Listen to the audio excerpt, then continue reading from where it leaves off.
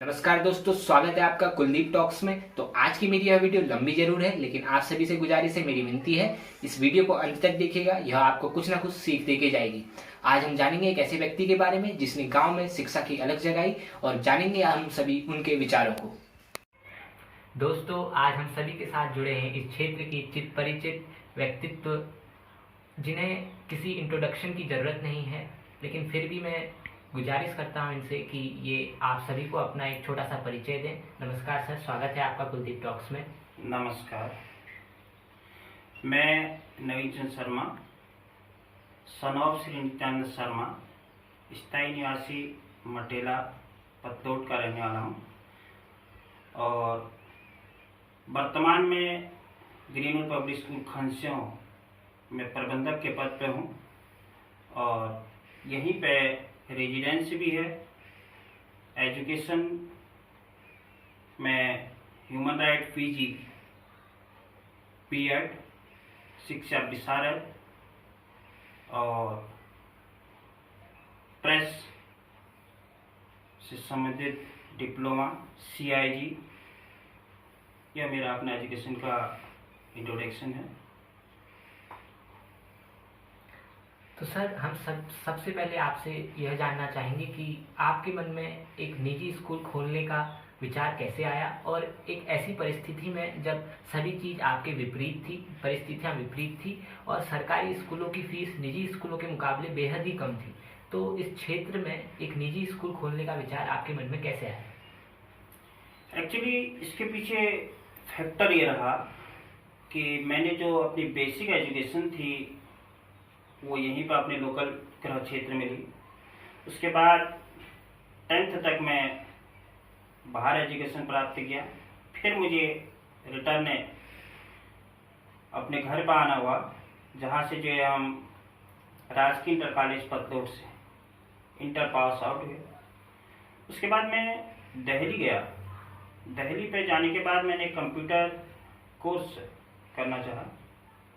3 month मैंने course किया। Basic का तब कोर्स चला करते थे, लोटस, डॉस, WS।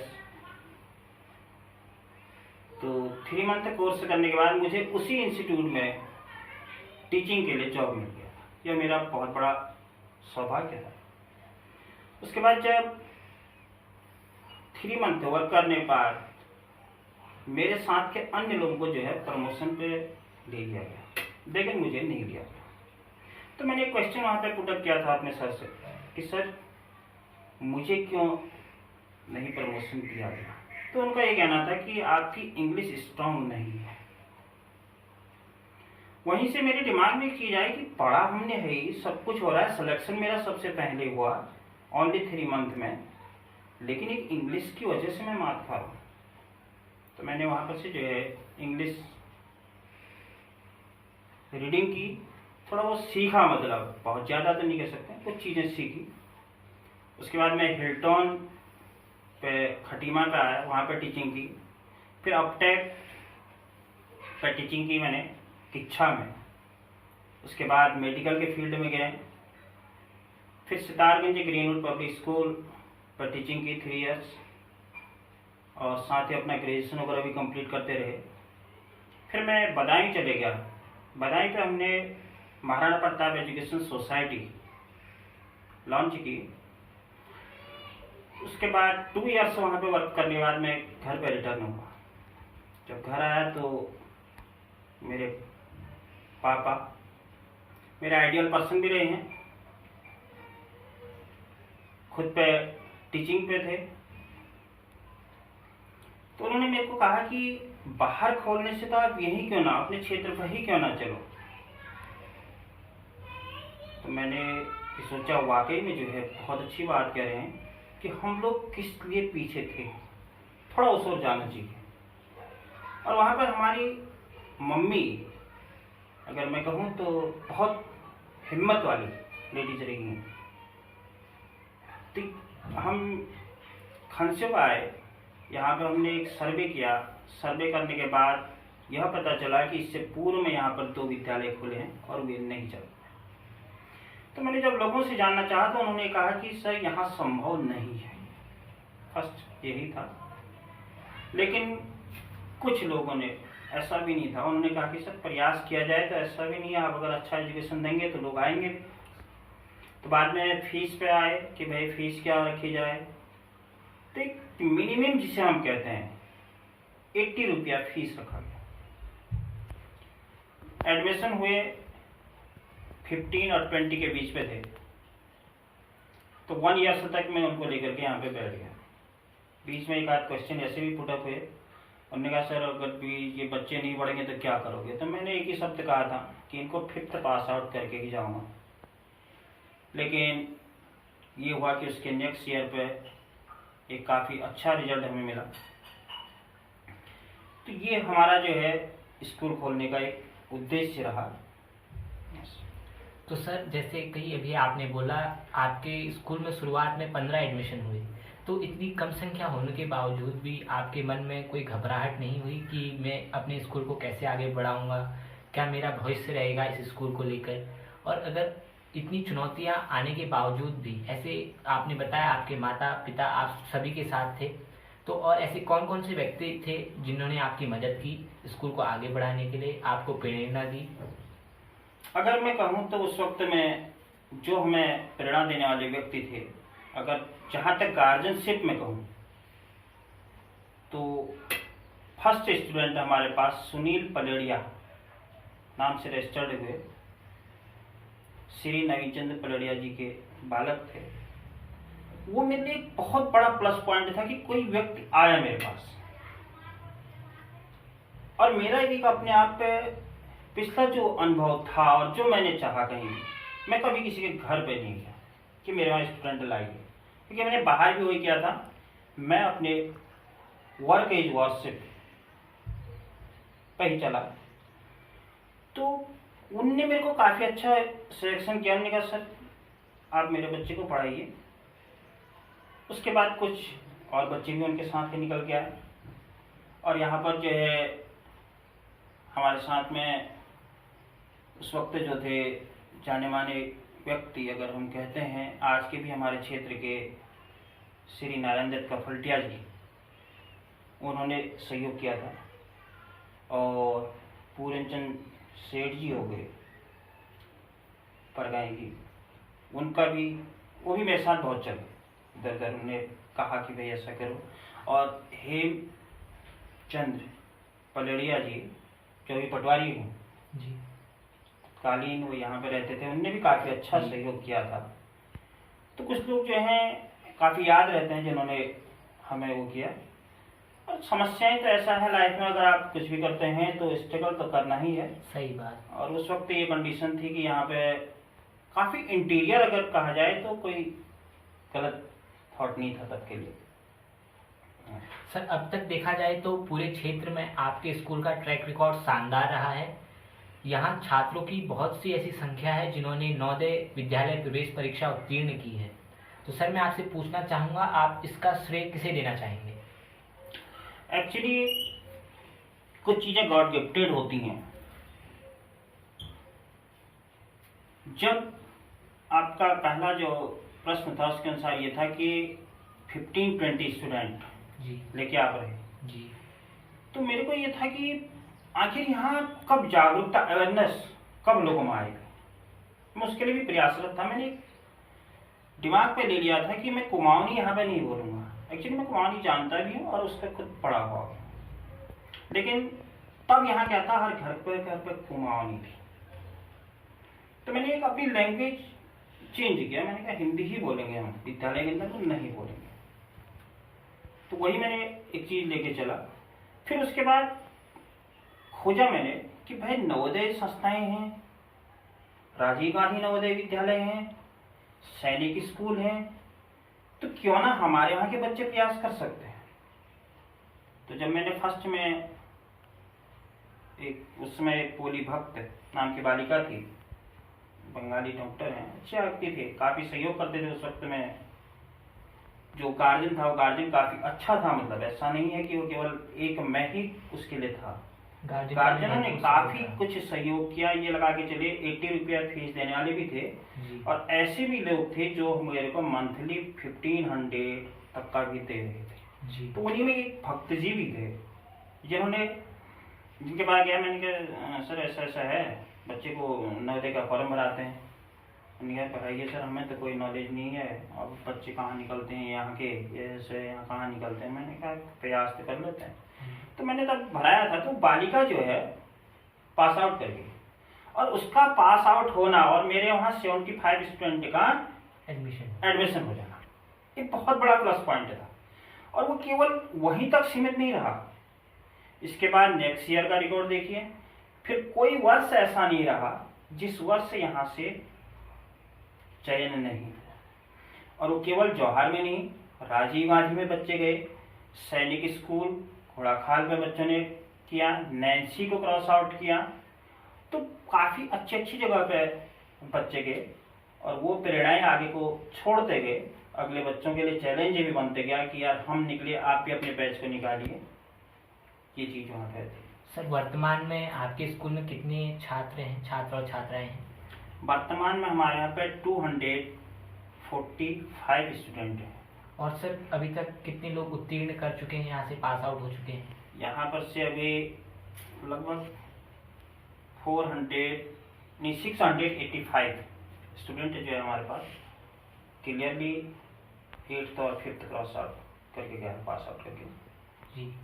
तो ये चीज़ थी। और कितने लोगों को इस संस्था से रोजगार मिलता है, आसपास के कितने लोग? वर्तमान में हम लोग 9 तो टीचर्स हैं, एक अदर्स हमारे पास साफ सफाई के लिए आते हैं, 10 लोग हो गए। तो 10 लोग तो हैं ही हैं जो पर्टिकुलर इस पर डिपेंड करते हैं, ये चीज़। हम सभी का सर आपको सलाम है कि आपने इतनी बहादुरी दिखाकर इतनी मेहनत से इस स्कूल को बनाया और इतने लोगों को रोजगार दी। रोजगार का ही बात नहीं है, यहाँ पे बात है शिक्षा की, बच्चों के भविष्य को लेकर। जहाँ कोई सोचने वाला नहीं था, जिस क्षेत्र को लोग पिछड़ा हुआ कहते थे, आपने वहाँ शिक्षा के रूप में सुधार करके बहुत ही एक अच्छा काम किया है, और आप रियल में एक कर्मवीर हैं। सर अभी के मुकाबले देखा जाए, इस वर्तमान स्थिति में देखा जाए तो आपके स्कूल में लगभग हर एक सुविधाएं हैं, हर एक व्यवस्थाएं हैं। तो लेकिन हमने सुना है कि आपने स्कूल की शुरुआत एक बिल्डिंग को किराए में लेके की थी, और आज आपके पास खुद का इंफ्रास्ट्रक्चर है। तो वहाँ से लेकर के यहाँ तक का सफ़र कितना चुनौतियों भरा था, और आपको क्या क्या चुनौतियाँ आई? देखिए, चुनौती भरा तो हम नहीं कहेंगे, एक्चुअली जो हम लेके चलते हैं, हाँ ये है कि कर्म आपने कितना किया जी, वो डिपेंड जरूर करेगा। चुनौतियां तो ऐसा है बहुत आई। जब हम शुरुआती दौर में थे, यहाँ पर मनोहर पलड़िया जी, उनकी मिसेज है मामा, हमारे मामा ही हमको कहते हैं, काफ़ी अच्छी सहयोगी रही। तो उनके मकान को हमने किराए पे लिया था, तो उसमें वहीं पे बच्चों ने पढ़ा। फिर उसके बाद अचानक हेम पलड़िया जी, जिनका मैं आपको जिक्र कर रहा था, उन्होंने एक दिन ऐसी कहा, सर आप अच्छा कर रहे हैं, बहुत अच्छा लग रहा है, हमारे बच्चे आगे पढ़ रहे हैं, क्यों ना आप यहाँ पे ज़मीन ले लें। उन्होंने कहा कहाँ मिलेगी खंसों में? तो उन्होंने यह जगह जो है मेरे को, जैसे भी था उस समय की कॉस्ट ऑफ प्राइस के अकॉर्डिंग, यह मेरे को दिलाई। फिर कुछ तत्कालीन विधायक, अगर मैं कहूँ, माननीय हरीशचंद्र दुर्गापाल जी, वे रोड से जा रहे थे, अचानक ऐसे ही उनसे बात हुई, नमस्कार भी बोले, कहाँ क्या? मैंने कहा सर ऐसा ऐसा है। तो बोले क्या करो? मैंने कहा स्कूल। तो बोले अरे इसमें रास्ता नहीं है, तो ये रास्ते के लिए लिख दो। कहा उन्होंने, तो वो वहीं पर से रोड से लिख के ले गए। मैंने एप्लीकेशन नहीं दिया था, लेकिन वो पैसा मेरे पास है, तो रास्ता बना था उस वक्त। तो एक बहुत बड़ा सहयोग में उस समय का वही कहूँ। फिर उसके बाद राजनीतिक फील्ड में देखा जाए तो ऐसा कोई वो नहीं मिला, लेकिन लोकल बॉडीज ने समय समय पर, कभी किसी ने 100 दिए, किसी ने 1000 दिए, 6000 तक रुपीज भी, 10,000 भी डोनेट किया। वो चीज़ बहुत बड़ी थी, क्योंकि जैसे जैसे हम सफलताएं प्राप्त करते हैं और लगता है लोगों को कि यार सही हो रहा है, तो देते हैं लोग। और उसको हमने भी एक हॉनेस्टी दिखाई कि कहीं पर उसका मिसयूज नहीं होने दिया, ये भी उसके साथ में रहा। तो इस तरीके से जो है इंफ्रास्ट्रक्चर तैयार किया गया। और फिर बीच में जाकर के एक हमारे पास वर्तमान विधायक जी। अगर मैं कहूँ कैडा जी, कैडा जी। उन्होंने भी बाहर का हमारा वॉल का इसकी चार तैयारी के लिए एक बार ये दिया था, फिर अभी वर्तमान में इस बार फर्नीचर भी दिया है। जी। और इससे पूर्व में विधायक श्री दान सिंह भंडारी जी, उन्होंने एक बार जो है सभी बच्चों को हमारे ड्रेस, पहले ड्रेस जो था अलग था हमारे पास, एक ही और टाइप का लगता था, तो एक बार चेंज करने को यहाँ पे बैठे थे, बोले सर क्या करूँ, मैंने यार ड्रेस चेंज करने का मूड हो रहा है, बोले गुरुजी मैं सबको दे दूंगा। तो ये जो है कुछ लीडरशिप में आया। और ये कैप्टन सतीश शर्मा जी। मैंने बाई फेस देखा नहीं है, जी। लेकिन वो भी मुझे लगा कि काफी अच्छे, मैंने ऐसे लेटर बनाया था कि महोदय ऐसे ऐसे क्षेत्र में हम काम कर रहे हैं और ऐसी ऐसी स्थिति है। अब वो बेचारों को ना मैं कभी जानता था ना कुछ था, राज्यसभा सांसद थे वो, तो उन्होंने एक 1.25 लाख का चेक जो था तब हमारे लिए भेजा था। तो मैं गॉड गिफ्टेड भी कहूँगा कि जब वर्क करते हैं तो रास्ते खुल आते हैं। सही बात। तो सर आजकल की पीढ़ी ऐसी है कि वो मेहनत करना नहीं जानती है, लेकिन फल की चिंता पहले करने लगती है, वो ज़्यादा आशावान नहीं है। तो मैं आपसे जानना चाहूँगा कि आप आजकल की जो स्टार्टअप वाली पीढ़ी है उसे आप क्या मैसेज देना चाहेंगे? वर्तमान पीढ़ी को हम ये भी नहीं कहेंगे, जिस तरीके से आप कह रहे हैं कि वो बहुत ज़्यादा फल की इच्छा करती है, ऐसा नहीं है। एक्चुअली प्रॉब्लम कहाँ खड़ी है कि रोजगार के साधन कम है। आज स्ट्रगल ज्यादा है उसके पास। दूसरा यह है कि जो हमारा बाहरी कल्चर, आउटर कल्चर जो है वो काफी डेवलप हो चुका है और हर व्यक्ति, हर बच्चा जो है उस कल्चर पे जाना चाह रहा है और वो चाहता है कि बहुत जल्दी जो है मैं सफलताएं प्राप्त करें। और मैं यही कहूंगा कि वो धैर्य बनाए रखें, जो कर्म आज की डेट में उनको दिया गया है उसे पूरी निष्ठापूर्वक करें। और कभी भी एजुकेशन तो सर्विस के हिसाब से लो ही मत। कभी दिमाग में यह मत लेके चलिए कि हम नौकरी करेंगे इसलिए हम जो है पढ़ रहे हैं। जिसने ऐसा सोचा वो, मैं सोचता हूँ एजुकेशन नहीं है, वो केवल एक गुलामी की ओर जा रहा है जी। अगर हम एजुकेशन यह लेके चलते हैं कि हमें नौकरी करनी है तो हम एक गुलामी की ओर बढ़े जी। आप अपनी फ्रीक्वेंसी दीजिए, आप पढ़िए, फ्रीली छोड़िए अपने आप को। ऐसा कुछ नहीं, आप अच्छा कर सकते हैं।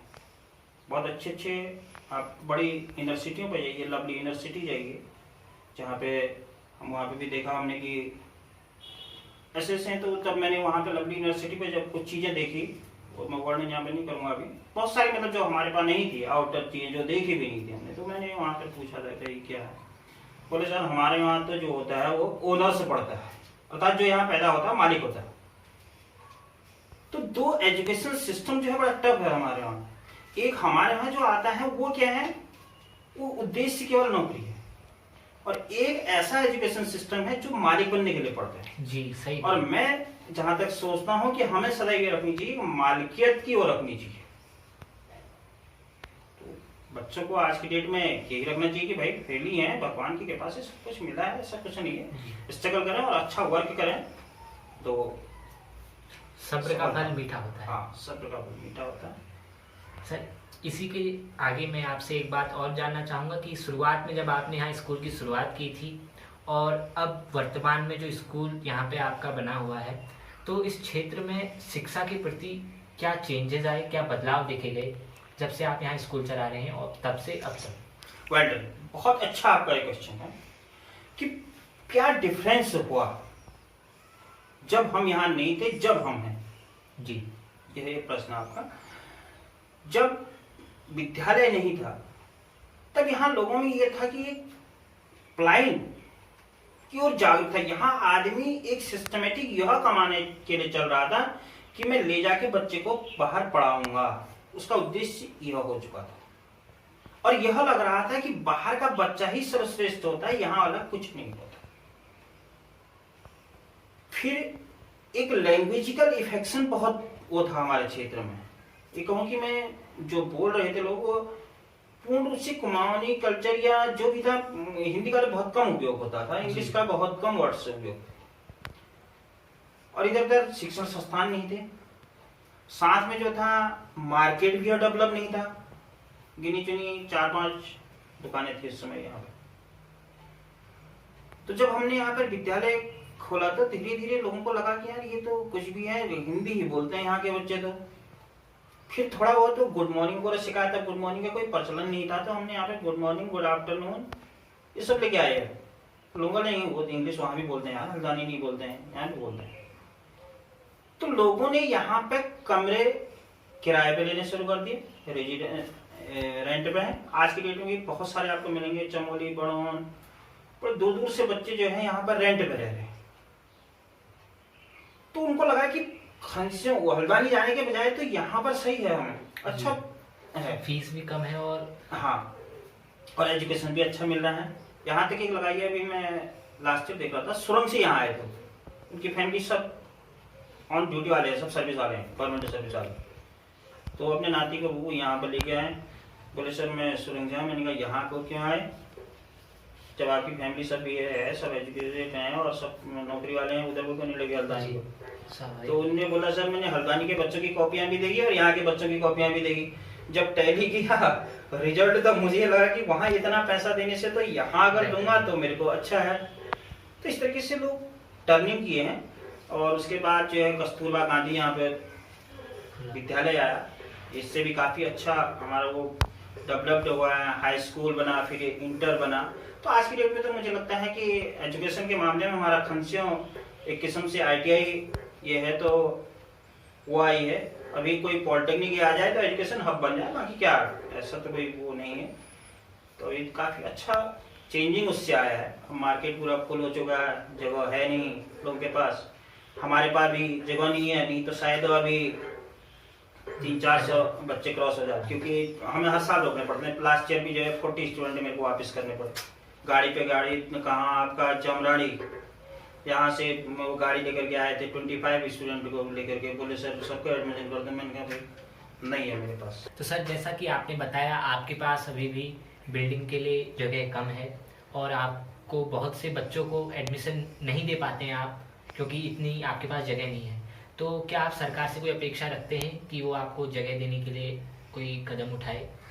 हाँ, मैंने बार बार सरकार को लिखा भी, वर्तमान में नहीं, इससे पूर्व भी सरकारों में मैं लिख चुका हूँ। अगर पलायन रोकना है जी, तो इस तरीके से जो शिक्षण संस्थान हैं या कोई मेडिकल के फील्ड में हमारे यहाँ पे वर्क कर रहे हैं, तो सरकार को उनको सपोर्ट करना चाहिए। क्योंकि कहे तो बहुत रही सरकार कि पलायन रोकना है, अब रुकेगा कैसे भाई? पलायन के मेन कारण क्या है आज की डेट में? एजुकेशन, हेल्थ, 2 डिपार्टमेंट अगर आ जाए तो बाकी हमारे यहाँ पे स्वर्ग है जी, यहाँ कोई प्रॉब्लम पड़ी नहीं है।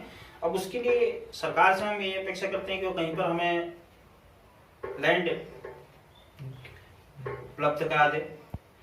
अगर ऐसा नहीं कर पाती है तो कुछ इकोनॉमिक हमें हेल्प कर दे, जिससे कि हम यहाँ पर लोकल में अपने उससे कर सकें। एक्चुअली हमारे पास जो अभी फीस का स्ट्रक्चर है वो भी मैं आपको बता दूं, 300 रुपीज जो है फीस का स्ट्रक्चर है। तो उसमें इतने लोगों का खर्चा, उसके अलावा एक्स्ट्रा चार्जेज हमारे यहाँ कभी ना एनुअल लगा, ना कुछ और चार्जेज, ना लेट फीस का चार्जेज लगा है। तो उसी पर सब कुछ वहन करना है। और आज के समय में आप समझ सकते हैं कि किस तरीके से खर्चे होते हैं। तो सरकार से ये अपेक्षा है कि वो अगर पलायन रोकना चाहती है तो इस तरह के जो शिक्षण संस्थान है और अदर से भी जो लोग इस तरीके से लोकल पे बॉडी पे वर्क कर रहे हैं, तो उनको सहयोग करना चाहिए। कोई फैक्ट्री ला रहा है उसको सहयोग करें, कोई अदर से कोई रोजगार के साधन लेके आता है उसको गवर्नमेंट सहयोग करे। अगर हमारा क्षेत्र डेवलप, और लोगों को आवाज उठानी भी चाहिए, ये मात्र केवल मेरा नहीं है, हर एक व्यक्ति से मैं आपके चैनल के माध्यम से कहूँ कि वो इस तरीके के जो भी लोग वर्क कर रहे हैं उनके सहयोग के लिए सरकार के पास जाएं। सर जैसा कि हमने पहले जिक्र किया था, आपके स्कूल में बहुत सारे बच्चे नवोदय परीक्षा उत्तीर्ण करके बहुत बड़ी बड़ी जगहों तक गए हैं, बहुत सारे मेधावी छात्र हैं। तो सर आप क्या हमें बता सकते हैं वो किस किस फील्ड में कहाँ कहाँ तक पहुँचे हैं? हाँ, हमारे बाहर से आप फ्रंट पे अगर चलेंगे तो यहाँ पे आपको जो है मेधावी छात्रों की लिस्ट मिलेगी जी, जो अभी 31 है। अभी राजीव गांधी का इस बार रिजल्ट नहीं निकला है, अदरवाइज शायद वो 32-33 तो हो ही जाते, ठीक है। एक तो बच्चे अभी भी वर्तमान में मेरे को पूर्ण विश्वास है कि निकाल के ले ही जाएंगे जी। तो 31 का रिकॉर्ड हमारे पास है। इनमें से सबसे फर्स्ट टॉपर जो हम देख रहे हैं, पोली भक्त सबसे पहले गई जी। वो अभी गवर्नमेंट डॉक्टरी का कोर्सेज कर रही हैं, शायद इस बार लास्ट फाइनल है उनका, नेक्स्ट ईयर डॉक्टर बन के आ जाएंगे। उसके बाद दूसरे बैच में दीपक बोरा हैं जो जिंदल में अभी सुपरवाइजर या उसके किसी पोस्ट पे हैं, मुझे क्लियरिटी तो नहीं है, लेकिन बीच में आते रहते हैं वो भी यहाँ पे मिलते हुए। उसके बाद सुनील पलेडिया हैं, उन्होंने बीटेक किया है और उसके बाद अभी उनका इन्फोसिस में सिलेक्शन हुआ है, ये अभी तुरंत कल परसों की न्यूज है, तो काफ़ी अच्छा लगा। तरुण जोशी हमारे आर्मी में है और आपका क्या कहते हैं बरगली सुंदर सिंह एनडीए क्रॉस किए हैं। उधर से नीचे के बच्चे अभी पढ़ रहे हैं, अभी इनमें एक पंकज बोरा हैं हमारे पास जो बीच पे दिख रहे हैं आपको, काफ़ी अच्छे हैं, ज्योग्राफी ऑनर्स से कर रहे हैं, वो भी चैलेंजेस बच्चे हैं और मुझे लगता है कि ऑन फ्यूचर एक बहुत अच्छा रैंक लेके आएंगे, मेरी अपनी उम्मीद है कुछ बच्चों से, काफ़ी अच्छा है। इससे अदर से जो इसमें नहीं है, केवल इतने ही नहीं है, इससे अदर भी आप देखिए यहाँ पर आसपास के इंटर कॉलेज में जाइए, जो टॉपर मिलेगा वो आपको हमारे विद्यालय का मिलेगा जी। और उसके बाद भास्कर परगाई हैं, विजय सियाल हैं, ये बहुत सारे बच्चे हैं जो 88-89% तक के लेके आए हैं इंटर पर। तो इस तरीके से जो है बच्चों ने काफ़ी अच्छा अचीवमेंट प्राप्त कर रखा है। सर मैं आपको बहुत ही शुभकामनाएं देना चाहता हूँ कि आपका स्कूल ऐसे ही प्रोग्रेस करते रहे और आपके यहाँ से ऐसे ही बच्चे निरंतर निकलते रहें और बड़े बड़े मुकाम हासिल करें। वर्तमान में हम जानते हैं कि कोविड-19 का प्रकोप पूरे विश्व में कैसा रहा है और सरकार ने इसी के साथ साथ पूरे देश में लॉकडाउन कर दिया है, सारे शिक्षण संस्थान बंद हैं। तो मैं आपसे पूछना चाहूँगा कि इस इलाके में जहाँ सुविधाओं का इतना अभाव है, सभी के पास स्मार्टफोन नहीं है, वहाँ आप बच्चों को, अपने जितने भी आपके स्कूल के बच्चे हैं, उन्हें एजुकेशन से कैसे जोड़ रहे हैं, कैसे उन्हें ऑनलाइन की तरफ ला रहे हैं और आपने क्या क्या प्लेटफॉर्म में लिंक कराया है उन बच्चों को? देखिए आज के वर्तमान परिवेश में ऐसे इंटीरियर जगहों में जहाँ पर नेट नहीं चलता है, लोगों के पास फोन सुविधाएं नहीं है, वहाँ पे जोड़ना एक अभी वर्तमान में मेरे लिए उतनी ही बड़ी चुनौती हो रही है जितना जब विद्यालय खोलने में जी। दोनों को अगर मैं लेके चलूँ तो समानता आ रही, लेकिन फिर भी मैं अचानक थिंकिंग तो मेरे अपने अंदर एक कुछ रहा ही है, मैं सोच ही लेता हूँ। तो मैंने देखा कि भाई हमारे जो स्टूडेंट हैं ये कितने व्हाट्सएप पर आ सकते हैं।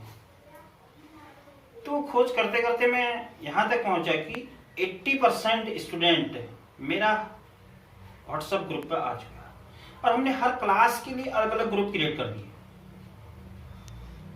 और जितने क्लास में जो टीचर थे वो उनमें ऐड किए टीचर भी। अब हम क्या कर रहे हैं, यहाँ से वर्क दे देते हैं, बच्चा उसको करता है, शाम को हमें वापस कर दे रहा है और हम उसको चेक कर दे रहे हैं, जहाँ पे मिस्टेक है वो समझा रहे हैं, कुछ छोटे छोटे उनमें वीडियोज हम बना के भेज दे रहे हैं। तो उसका काफ़ी अच्छा अगर मैं कहूँ तो रिजल्ट आ रहा है। यहाँ तक कि हमारे विद्यालय से एक्स्ट्रा विद्यालय के जो स्टूडेंट हैं उनके पेरेंट्स के भी मेरे पास फ़ोन आते बीच में कि सर हमारे बच्चे को उस पर ऐड कर दीजिए, वहाँ पे तो ऐसा कुछ है नहीं, तो यहाँ से जो है बच्चा सीख जाएगा। तो मैंने उनको कहा भाई हमारा तो अपना स्कूल का ही है, अगर आप जोड़ना चाहते हो जोड़ने में जोड़ दूंगा, बट मैं वो ऑथराइज तो नहीं कर सकता हूँ, लेकिन फिर भी यह है कि हेल्प करूँगा। ऐसा भी नहीं है क्योंकि ऑनलाइन है ना, मैंने जोड़े भी थे, 1-2 बच्चे जो है 2-4 बच्चे अपने स्कूल से अदर के भी उसमें ऐड किए हैं। वो बोले नहीं सर बहुत अच्छा आप उसमें पढ़ा रहे हैं और मिल रहा है। इस तरीके से जो है उसको कर रखा, भगवान ने चाहा तो बहुत जल्दी महामारी निपट जाएगी। हम इसी और कामना करते ये शुभकामनाएं भी रहेंगी हमारी कि बहुत जल्दी भगवान हमें सही रास्ते पे लाए। अगर ना लाए तो ये भी हम उम्मीद करते हैं कि हम 100% के 100%, अभी अगर इस चीज़ का सुख आ जाता है, 2-4 बच्चे हमारे पास ऐसे हैं जिनके पास एंड्रॉयड फ़ोन नहीं है, तो मैं कोशिश करूंगा कि उनको परचेज करके मैं एंड्रॉयड फ़ोन दे दूँगा। बहुत बढ़िया। मेरा तो अपना एक दूसरा टाइप का व्यू रहता है, तो एंड्रॉयड फ़ोन को पाए उपलब्ध हो जाएगा तो भी कर लेंगे हमारे बच्चे जी। बाकी तो वही। सर, आज आपसे बात करके मुझे बेहद ही खुशी हुई, मन बहुत ही प्रसन्न हुआ और लगा कि आप एक प्रेरणा के भावसागर हैं, प्रेरणा के स्रोत हैं। तो अंततः मैं आपसे यही कहना चाहूँगा कि आज आप हमारी युवा पीढ़ी को कुछ संदेश दें हमारे चैनल के माध्यम से, और उन सभी दर्शकों को संदेश दें चैनल के माध्यम से जो कड़ी मेहनत कर रहे हैं, जो दूर दराज के गाँव में हैं, जो अपने बच्चों को पढ़ाने के लिए दिन रात एक कर रहे हैं, और सभी लोग जितने भी हमारे दर्शक हैं उन्हें आप क्या संदेश देना चाहेंगे? सबसे पहले तो मैं आपका आभार व्यक्त करता हूँ कि आपने एक ऐसी मुहिम छेड़ी क्षेत्र में कि आप उन चीजों को उठा के ला रहे हैं जो जरूरत है। यह आपका भी एक वैसा ही फील्ड है जो आप लेके आए हैं आज की डेट में, जैसा हमारे लिए विद्यालय खोलना था जी। तो एक नई चीज आप लेके आए, तो काफी अच्छा आपका प्रयास है और ये अधिक से अधिक लोग इससे जुड़े। और मैं आपसे कहूं कि आप अधिक से अधिक जगह जाएंगे। साथ में जो है मैं यहाँ के क्षेत्र के लोगों से भी अनुरोध करूंगा कि वो अधिक से अधिक जो है इसको लाइक करें, शेयर करें, सब्सक्राइब करें आपके चैनल को। जहाँ जहाँ आप जो जो चीजें उठा रहे हैं किसी भी क्षेत्र के, वो अधिक से अधिक लोगों तक पहुंचे। इससे क्या होगा कि हमारी समस्याएं इग्नोर नहीं होंगी। एक्चुअली जब तक समस्याओं का पता नहीं होगा तो समाधान नहीं होगा। सही बात। आज सबसे बड़ी, अगर हम इसको ये लेके चले अपने यहाँ की प्रॉब्लम्स को कोविड-19 के साथ जोड़ते हैं थोड़ा सा, अगर हम देखें उस रोग का पता ही नहीं चल रहा। कोरोना वायरस का अगर पता चल जाता है इलाज हो जाता। सेम ऐसे ही यहाँ भी क्या है, इंटीरियर होने का कारण क्या है कि यहाँ की समस्याएं लोगों तक जाती नहीं है। आपने यह बेड़ा उठा रखा है कि यहाँ की समस्याएं आप लोगों की आगे को पहुंचाएंगे। तो इसके लिए मैं आपका बहुत बहुत आभार व्यक्त करता हूं और सभी से रिक्वेस्ट करता हूं कि वो जो है हमारे कुलदीप टॉकिंग का समर्थन करें और लाइक, शेयर, सब्सक्राइब करें। आपका बहुत बहुत धन्यवाद सर, जितने आपने हमें अपना कीमती समय दिया। आपके भी बहुत ही महत्वपूर्ण काम होते हैं। आपका बहुत बहुत धन्यवाद। और आपकी चुनौतियों से हमें बहुत कुछ सीखने को मिला, और मैं आशा करता हूं कि आपकी जीवनी से जितनी भी चुनौतियां रही हैं उनसे हमारे दर्शक भी सीखेंगे और उन्हें प्रोत्साहन मिलेगा। जैसा कि आज मुझे प्रतीत हुआ, मैं भी प्रोत्साहित महसूस कर रहा हूं आपकी चुनौतियों की कहानी सुनकर। और मैं आशा करता हूं कि सभी लोग इस वीडियो को सुनें, शेयर करें, लाइक करें और चैनल को सब्सक्राइब करें। तब तक के लिए मैं आपसे विदा लेता हूं। सर आपसे विदा लेते हैं और जुड़े रहिए कुलदीप टॉक्स के साथ। जय हिंद, जय भारत।